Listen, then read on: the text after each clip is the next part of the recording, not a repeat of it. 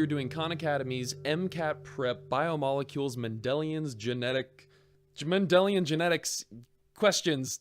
Dang it, I messed that up. Okay, so we'll just jump right into the first question.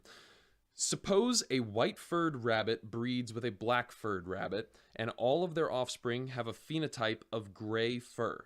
What does the gene for fur color in rabbits appear to be an example of? Okay, so, let's read off the answers real quick. Codominance, mosaicism, incomplete dominance, or complete dominance.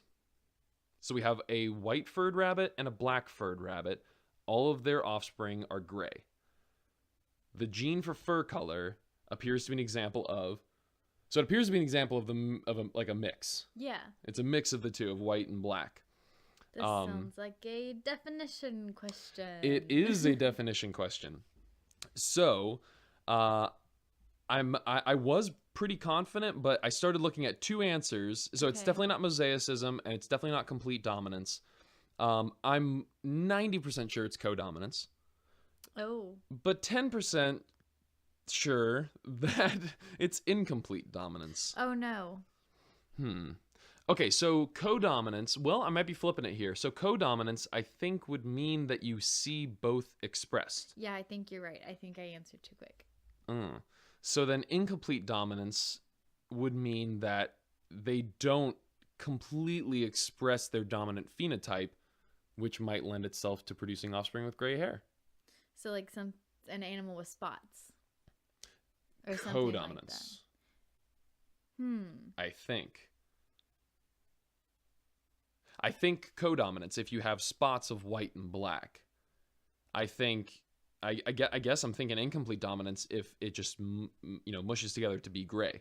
Oh no, so something we thought we knew we don't know. Yep, absolutely. Okay. We're learning. It's the MCAT. I'm going to click incomplete dominance. 1, 2, 3.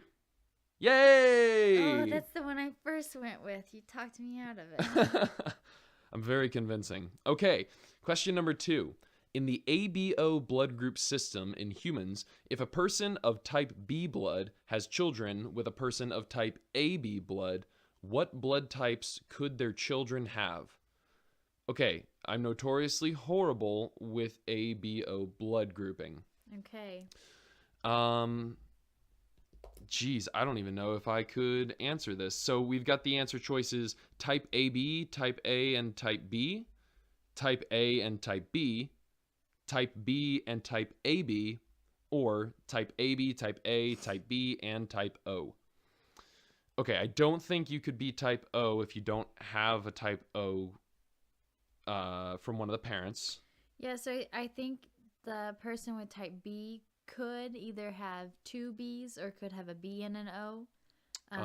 But yeah, you're right. I don't think any of the offspring would have just O because they would have all of the antigens for, the whatever they got from the parent present. Oh, you drew a Punnett square. I did. Ooh, let's fill out that Punnett square. Okay, so in the first column, so we're crossing an AB with a BO. Because if you were a B, I guess you could either be BB or BO, but either way, you're still going to be seeing that B show up.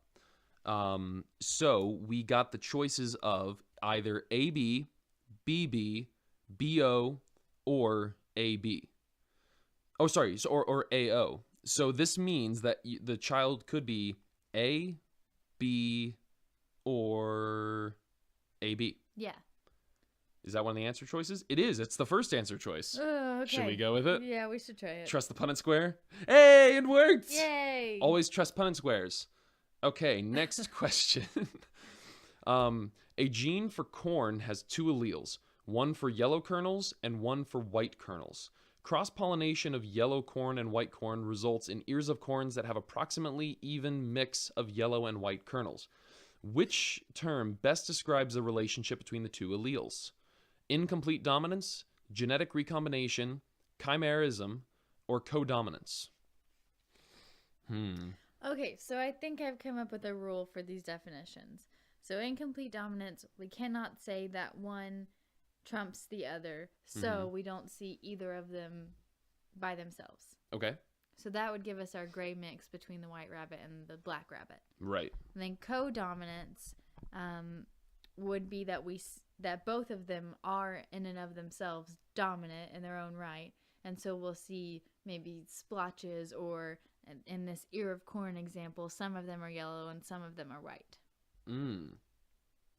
Even mix. So, okay. So, cross-pollination of yellow corn and white corn results in ears of corn that have approximately even mix of yellow and white kernels.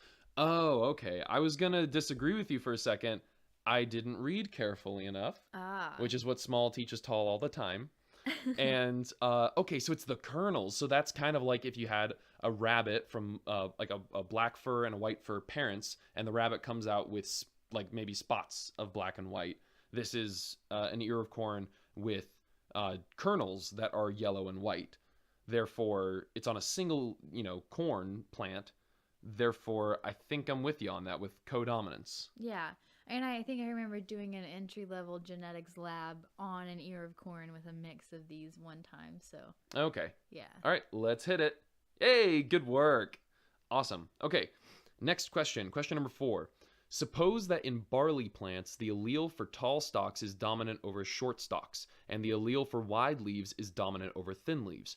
What would be the best way to determine the genotype of a barley plant with a tall stalk and wide leaves? Okay, so is it to perform a test cross? God bless you. Sorry. Is it to perform a test cross with a barley plant that has a short stalk and thin leaves? Perform a test cross with a barley plant that has a tall stalk and wide leaves? Perform a test cross with a known heterozygous barley plant? Or perform a test cross with a barley plant that has a tall stalk and thin leaves? Okay, so the issue here is that if tall and wide is dominant over short and thin, and you have a tall and wide plant, it could be homozygous dominant or heterozygous. Yes, exactly. So if you were to, without even looking at the answers again, just thinking about this from like a kind of Punnett square perspective, if you had, let's say, homozygous dominant, then if you crossed it with a heterozygous plant, then which would express still tall and wide, however it's carrying a small allele, all you're going to see are tall and wide. Yeah. If you crossed it with a homozygous recessive plant, you're still only going to see tall and wide, because then all the offspring would be heterozygous. Yeah. So what we need to do is have a homozygous recessive, that took a second, homozygous recessive plant to cross with it. Because if we have a homozygous dominant plant that we're trying to figure out, then that means that if we know that the homozygous recessive plant is only going to pass on a recessive allele, and yet all of the offspring end up tall and wide, then they're all heterozygous because they all got at least one dominant allele from that other plant. So did you reason through that without remembering what a test cross definition is? Yes. So I'm impressed with you.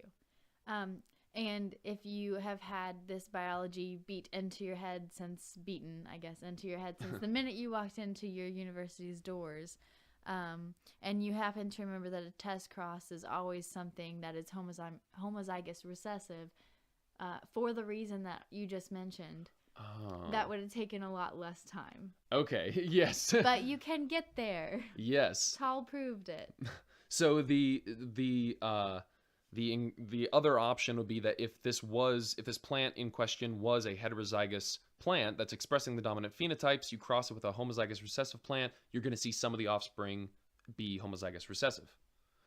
And sure enough, that is correct. Which one did you pick? Perform a test cross? Short and thin. Short and thin. Short stalk and thin leaves. Hooray! Okay. Next question. In a cross of two heterozygous, they have two genes here, and that are in question, and there's two individuals who are heterozygous for both being crossed.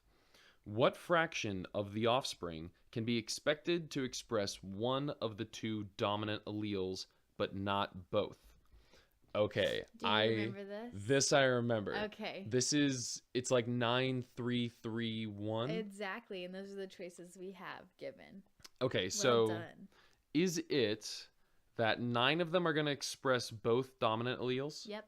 And then 3 of them are going to express recessive for one, dominant for the other, and then 3 are going to be the opposite of that? Mm-hmm. And then 1 is going to be recessive for both? Yes. Okay, so if we want to know what fraction of the offspring can be expected to express one of the 2 dominant alleles but not both, then it's the 3s, but they'd have to be added. Yep. So 3 plus 3, 6 out of 16 is 3 out of 8, which is one of our answers. And we got it! Okay, next question. If 2 genes experience independent assortment, which assumption is most likely true? The expression of one gene does not affect the expression of the other. They are located in close proximity on the same chromosome. Crossing over between the genes does not occur, or the genes are located on different chromosomes or are far apart on the same chromosome. Okay. That last one sounds right to me. Okay, that the genes are located on different chromosomes or are far apart on the same chromosome. Yeah. Well, independent assortment, isn't that when they're talking, isn't that the same gene, isn't that crossing over? Or am I totally wrong? No, I have no idea. So. Okay, so let's just think about this like an MCAT question. So the expression of one gene does not affect the expression of the other? That's talking about epigenetic stuff, I think, and I think we can kind of rule that one out. It seems like it's out of the scope. They are located in close proximity on the same chromosome. I don't like that answer. Yeah, and then the next one, crossing over between the genes does not occur, would kind of go with that previous one, because I think I remember from genetics, if you've got, a very short distance between 2 genes, it would be way less likely for crossing over to occur between them. Right. The genes are located on different chromosomes or are far apart on the same chromosomes. If they experience independent assortment, then that means that they don't tend to get inherited together, right? Yeah. Oh, so they would be far apart. Okay. I like that answer. And we're right. Awesome. Okay, next question. A cross between 2 pea plants with genotypes, both heterozygous, results in an F1 generation that is 25% homozygous dominant, 50% heterozygous, and 25% homozygous recessive. Which reason most likely explains why other possible genotypes are not present? Okay, so the loci of the genes are on different chromosomes. The genes underwent independent assortment. The loci of the genes are close together, or crossing over occurred between the chromosomes. Okay, so if we're crossing, so there's 2 genes in question here, and both of the parents are heterozygous for them. And your F1 generation is 25% homozygous dominant, 50% heterozygous, and 25% homozygous recessive. So why wouldn't you see other genotypes, for instance, if you were homozygous dominant for one, homozygous recessive for another? We don't see that here at all. So my thinking for this one is that if they had a relationship, if one of the genes had a relationship to the other, then we would get that 9-3-3-1 ratio that we know so well. And I think the one that makes this the most sense to me is that the genes underwent independent assortment. So if they're not related, maybe they don't follow that pattern. I probably would have gone with the same thing. Crossing over occurred between the chromosomes. I don't think it's descriptive enough. The loci of the genes are close together. I guess you can't say that. Yeah, I really don't know with this one. I'm going to go ahead and hit check, and then we'll see how wrong we are. I'm not sure. Okay, we did not get that one right. Okay, so my second guess then, which we don't have on the MCAT, unfortunately, is, okay, so if they went independent assortment, then they could have been, if they underwent independent assortment, they could have been really far apart or on different chromosomes. And so A kind of goes with B. The loci of the genes are on different chromosomes. Yeah, so that kind of goes along with B. So in my mind, that rules that one out.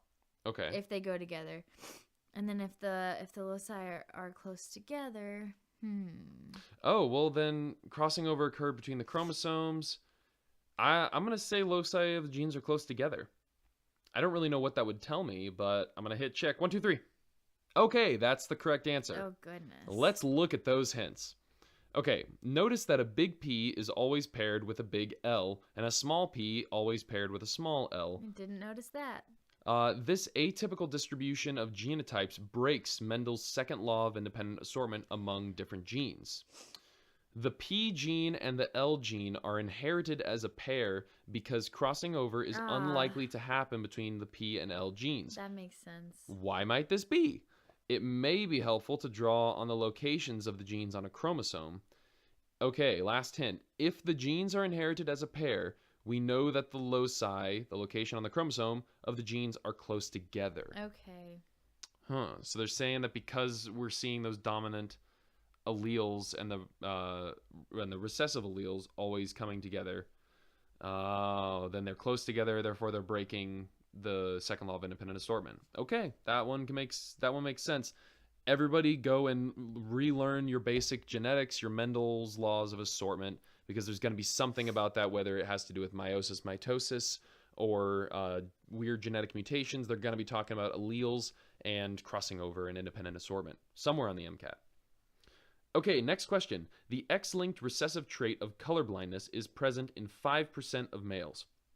If a mother who is a carrier and a father who is unaffected plan to have 2 children, what is the probability that the children will both be male and colorblind? Okay, so the probability that they'll be male, 50%. Yeah. Okay, so we got that. Colorblind. If it's X-linked recessive, then that means that a mother who's a carrier, father who's unaffected. So the mother has 1 X chromosome to give, and the boy would only get the X chromosome from the mother because he gets a Y chromosome from the father. So if it's already a 50% chance that it'll be a male, then to be colorblind would be another 50% shot because you could get one of 2 chromosomes from mom. Mm-hmm. And you only need that 1 chromosome, that 1 bad one, in order to be colorblind. Therefore, I would say it's got to be 25%. So is that for 1 child? Yes, the probability. They plan to have 2 children. Yeah. So do we double that? What is the probability that the children will be both male and colorblind? That they'll be both male and colorblind. Okay, so that brings the percentages down, right? Yeah. Because for them both to be male and them both to be colorblind. See, this is a good example of I don't know how to do the statistics on this, but I know you go down. Yeah, so is that just 25 times 25? Would it be the 6.25? I'm going to say 6.25. Yeah, okay. If it's a 25% chance and then a 25% chance, obviously you multiply them. Oh, goodness. Okay, 1, 2, 3. Hey, okay, that was it. So let's look real quick and see if they explain those mathematics. Don't get distracted by the 5% number in the question stem. You actually don't need this information to answer the question. Good, I didn't use it anyway. There is a 50-50 chance that each child will be male. The probability of having 2 males is 0.5 times 0.5, which equals 25%. Each male receives only 1 X chromosome, and it must come from the mother since the Y chromosome can only come from the father. Since the mother is a carrier, there's a 50-50 chance that she will pass on the gene for colorblindness to each male child, and a 25% chance that she will pass it on to both. Combining the last 2 hints, we know that there's a 25% chance of having 2 sons and a 25% chance of having 2 sons being colorblind. To find the probability of both these events happening, we multiply them together. So 25% times 25%, just like you said, 6.25. Awesome. Okay, next question. Ooh, pedigree charts. All right. Based on the pedigree chart describing the inheritance of an autosomal dominant disease. So autosomal dominant, not sex-linked, and it means that you can be heterozygous and still express the disease. What is the probability that person A will birth an affected child if she mates with a wild-type male. Okay, so this is going to be a little difficult for us to explain to you guys, but person A is a female who is affected with this autosomal trait. So she might be homozygous dominant or heterozygous dominant, and she's mating with a wild-type male, which means that he has to be homozygous recessive. Yeah. And they give us that in the chart. Yes. They will have to tell you what is normal for that specific genotype. Yes. So if we look at the parents of this female, one of them was affected, the other one was not affected. And they gave birth to a child who was not affected and a child who was affected. So that tells you something about the affected parent, that the affected parent had to have a recessive allele. So if the affected parent had a recessive allele, then they could produce an offspring, at least one offspring, with an unaffected female parent that was also unaffected. Not all the offspring would be affected by the disease. Therefore, we know that this affected person number A, listen to me. Person A, we know, has to be heterozygous dominant. Yes. So, if person A, who we now know is heterozygous dominant, meaning they carry a recessive normal allele, mates with a wild-type male, meaning that it's going to be homozygous recessive, then what is the probability that they will have an affected child? So the fact that they said child here is makes it easier on us, right? We don't have to worry about male or female, which is nice. Mm-hmm. And it's also autosomal, so it shouldn't make a difference. Right, but if they said like two boys with yes, X disease, and then we'd have to work that into the we'd math. have to multiply percentages again, and we don't do that. No, not well. We just guess like, that one's lower. Okay, so of the answer choices, we have 25%, 75%, 100%, and 50%. And if we're crossing, heterozygous with homozygous recessive, you're going to get 50% heterozygous dominant and 50% homozygous recessive. And that was the answer. Again, better to draw that quick Punnett square than miss an easy gimme question. Absolutely. Okay, next question. Suppose that the brown allele for eye color is completely dominant over the blue allele for eye color. If two brown-eyed parents produce a child that is blue-eyed, what is the probability that at least one out of the next two children they produce will also have blue eyes? Wow. Okay, this is a bit of a weird one. So, brown eye color is completely dominant over blue. So two brown-eyed parents produce a child who's blue-eyed. So they both have to be heterozygous. Yes, to create a homozygous recessive child with blue eyes, they both have to be heterozygous. So what is the probability that at least one out of the next two children they produce will also have blue eyes? So if the probability, now that we know how to do this, is 25% that they will have one at all, so for now, another 25% chance. So you multiply them together, and that's 6.25. Yeah, which they don't give us as an answer. Well, and then you multiply by 6.2 by 2. Oh, crap. You're right. The answers are 44%, 50%, 25%, and 12.5%. So we'll go back to what we know has to be true. So 25%, since I'm picturing the Punnett square in my head. There'd be 25% of homozygous dominant, 50% of heterozygous, and then you're right, 25% for homozygous recessive. But they do say that at least one out of the next two children they produce will also have blue eyes. Yeah. So one of them doesn't have to. So that increases the chances. I'm going to do a mortal sin of statistics and say, I'm going to say it's around 12.5% just because. What do you think? So you said... So the probability of any single child is 25%. Right. And then if you have another child who's affected, it would be 6.5%. But if you're also giving yourself the wiggle room of, well, we're going to have two kids and only one of them has to have it, I think that would just increase it a little bit. But 12.5 is not increasing from 25. No, it's increasing from 6.25. You're right. Okay, we'll go with that. All right. 1, 2, 3, check.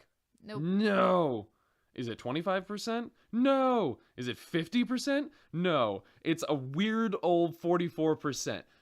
How am I supposed to do that on the MCAT? I'm not. I would have missed that. That's the honest answer, but let's look at the hint. Okay, the parents must be both heterozygous because we already know that they had one child with blue eyes. We got that right off the bat. The fact that they have had one blue-eyed child does not affect the probability of their future children will be blue-eyed. Okay. In a monohybrid cross, the probability of the homozygous recessive genotype is 25%. An easier way to think about this problem might be to figure out the probability of parents having 0 children with blue eyes and subtracting this from 100%. Having 0 children with blue eyes and subtracting this from 100%. So that's 75% minus 100. Okay, so the probability of having 0 children with blue eyes would be 75% times 75% because they're talking about 2 children. So that would be 3/4 times 3/4, which is 9/16. So what's left over would be 7/16. And I guess what they want you to do is just be able to approximately figure out that 9/16 is about 56%. Therefore, if you take 100 minus 56, you'll get 44%. And you could have actually done that because you know that 9 is a little more than half of 16. And the only answers that they gave you that would have even been close to that was exactly 50%. So you know that's not going to be the correct answer. Okay, so we could have reasoned our way into 44%. Now that we know about how to approach that. Okay, next question. In Labrador Retrievers, the allele for black coat color is dominant over the allele for brown coat color. However, if a lab has 2 copies of the recessive allele for a pigment depositing gene E, it can only have yellow coat color. In a cross of 2 doubly heterozygous black labs, meaning that they're heterozygous for the black-brown coat color, meaning they're black, but they have a brown allele, and they're heterozygous for this E coat color, this recessive yellow pigment allele. What fraction of the next generation would one expect to be yellow? Okay, so we are doing a cross of 2 heterozygous black labs. And we would expect, this has to be 9331. Exactly. Okay, so if it's 9331, then 9 means that 9 of them are going to be black coat, and they're going to be heterozygous or homozygous dominant for this E gene, which means that it won't express the yellow coat color. Then we're going to have 3 of them. So 3 of them will be homozygous recessive for that E gene. Meaning it doesn't matter what the black-brown coat color thing is because that will dominate over it. Good point. And then if we have the 1 that's homozygous recessive for both, then you add that to the 3, so it should be 4 out of 16, which is 1/4, which is an answer. Okay, check. Oh my gosh, I did maths. We're trying to say maths. It's kind of British, but it's kind of cool. I like it. I dig it. All right, last question, folks. In pea plants, the allele for tall stalks is dominant over the allele for short stalks. Tall is better than small. That's basically what they're saying. Suppose that a cross between a tall pea plant and a short pea plant produces 43 tall offspring and 47 short offspring. So I'm immediately saying that's about even. If one of the tall offspring is crossed with one of the short offspring, what ratio of genotypes would be most likely in their offspring? Okay, one tall spring. Okay, so we have a tall pea plant and a short pea plant, which means the short pea plant has to be homozygous recessive. The tall pea plant has to be either homozygous dominant or could be heterozygous. Mm-hmm. So they produce 43. They produce about 50-50. Yeah. So I think that tells us that the tall one had to be heterozygous, right? Yep. Okay, because you would expect to see 2, like in your Punnett square, 2 of the squares would be heterozygous and 2 of the squares would be homozygous recessive. Yep. So they want to say if one of the tall offspring that we just described, so meaning heterozygous, is crossed with one of the short offspring, meaning homozygous recessive, what ratio of genotypes would be most likely in their offspring? So wouldn't this be, once again, it would be a 1-to-1 ratio? Yeah, I'm thinking so. I'm doing that Punnett square real quick in my head. I know we can immediately rule out the homozygous dominant. 3-to-1 does not make any sense. That Punnett square really does show that it would be a 1-to-1. Yeah. And actually, this is the same cross that we did for the parents. Because when we figured out that if it's about 50-50 with the offspring, then one of them had to be heterozygous, the other one had to be homozygous recessive. So I don't think this has anything to do with this answer, but we were right. And I just want to clarify that small is not below tall. Maybe. Strong work, gang.